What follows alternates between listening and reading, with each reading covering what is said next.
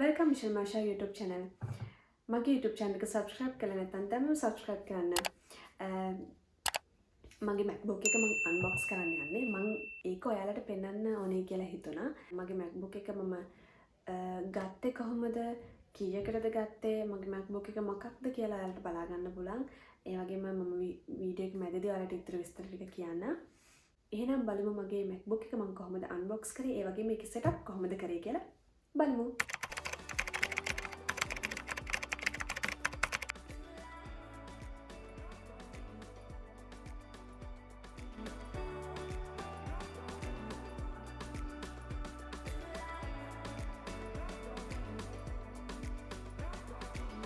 මගේ MacBook එක මම ගත්තේ ඔන්ලයින් සයිට් එකකින් ඕඩර් කරලා. සයිට් එක මම ඩිස්ක්‍රිප්ෂන් එකේ දාලා තියෙනවා. ඔයාලට ඕන වෙයි කියලා හිතුණා. ඒ නිසා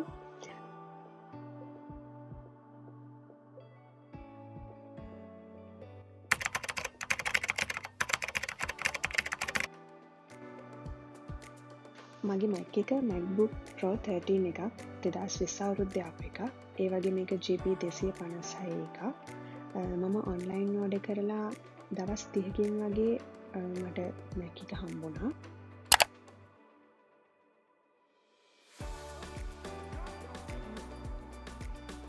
සේෆ් එක අතිනුත් හොඳ සයිට් එකක්. බය නැතුව රෙකමන්ඩ් කරන්න පුළුවන් සයිට් එකක්. ඒ නිසා මම ඔයාලට රෙකමන්ඩ් කරන සයිට් එක ගොඩක් හොඳයි කියලා. මගේ Mac එක සිල්වර් කලර් Mac එකක්. Mac එක ඕපන් කරනකොට ඔයාලා ඒක දැක්කා.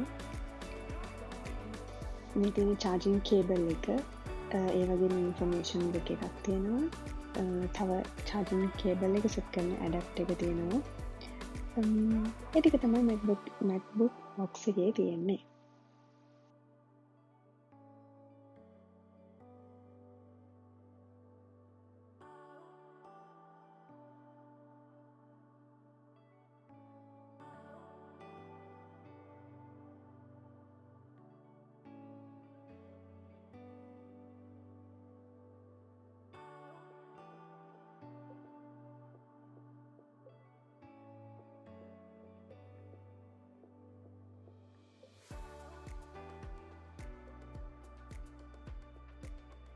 දැන් අපි බලමු කොහොමද MacBook එක මම setup කරේ කියලා.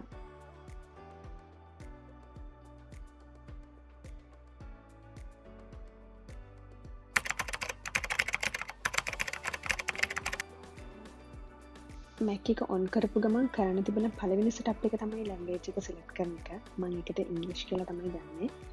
ඊට පස්සේ Mac එක register කරන country එක මොකක්ද කියලා අහද්දී මම ඉතලි කියලා දැම්මා. මොකද මම ගත්තේ ඉතලි වලින් හින්දා. ඊළඟට අපිට පෙන්නනවා අපේ Mac එකේ writing and spoken language එක අපි select කරලා තියෙන විදිහට automatically වැටලා තියෙන විදිහ අපිට ඒක ඕන නම් අපිට කැමති විදිහට change කරගන්න පුළුවන්. ස්ටෙප්ස් 3කට ඒක පෙන්නනවා.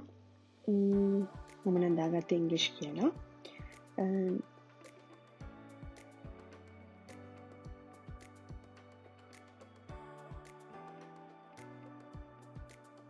ඊළඟට Mac එකේ දෙන setup එක තමයි Wi-Fi connect කරන එක.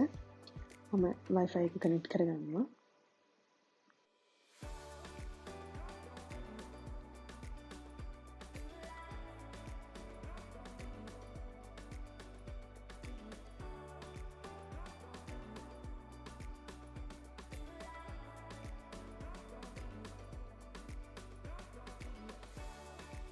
Mac එකේ ඊළඟ setup එක උනේ Mac එකට details transfer කරන්න පුළුවන්.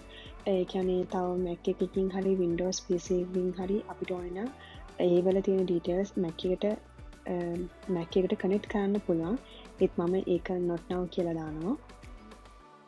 දැන් තියෙන්නේ Apple ID එකකින් Mac එකට sign in වෙන එක. ඒත් මම මේක setup later දානවා.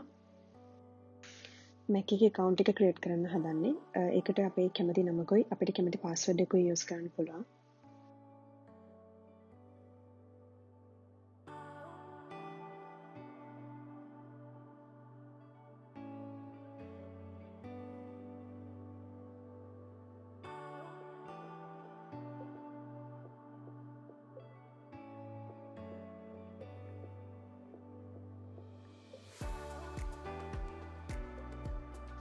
කන්ටිනියු කරගෙන ස්ටෙප් බයි ස්ටෙප් ඉස්සරහට යනවා.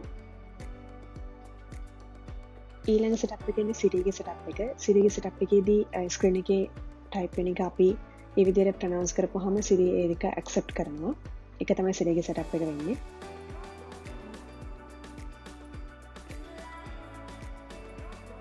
සිරිගේ සෙටප් එකෙන් පස්සේ ඊළඟ ස්ටෙප් එක වෙන්නේ ටච් ID කියන ස්ටෙප් එක. ඒකෙදී අපේ ෆින්ගර්ප්‍රින්ට් එක Mac එකට අපිට සර්ව් කරන්න පුළුවන්. ඒක ඒගොල්ලෝ කියන විදිහට ස්ටෙප් බයි ස්ටෙප් අපිට Mac එකට සර්ව් කරන්න පුළුවන්. එතකොට Mac එකෙන් අපේ ෆින්ගර්ප්‍රින්ට් එක සර්ව් කරගන්නවා. එතකොට අපිට Mac එක අන්ලොක් කරන්න පුළුවන් අපේ ෆින්ගර්ප්‍රින්ට් එකෙන් ඕන වෙලාවක. Mac එකේ ලුක් එක ලයිට් ඩාර්ක් ඔටෝ කියලා තුනකින් තියෙනවා. මම ඒක තියෙන විදිහටම නෙක්ස්ට් කරනවා. Mac එකේ True Tone display එක මම ඒක කිසිම දෙයක් චේන්ජ් කරන්න නැතුව එහෙම නෙක්ස්ට් කරනවා. දැන් Mac එක සෙටප් වෙන ගමන් තියෙන්නේ මෙහෙම තමයි මම මගේ Mac එක සෙටප් කරේ. Mac එක අන්බොක්ස් කරා වගේම සෙටප් කරේ මේ විදිහටයි. තවත් ලස්සන වීඩියෝ එකකින් හම්බෙමු.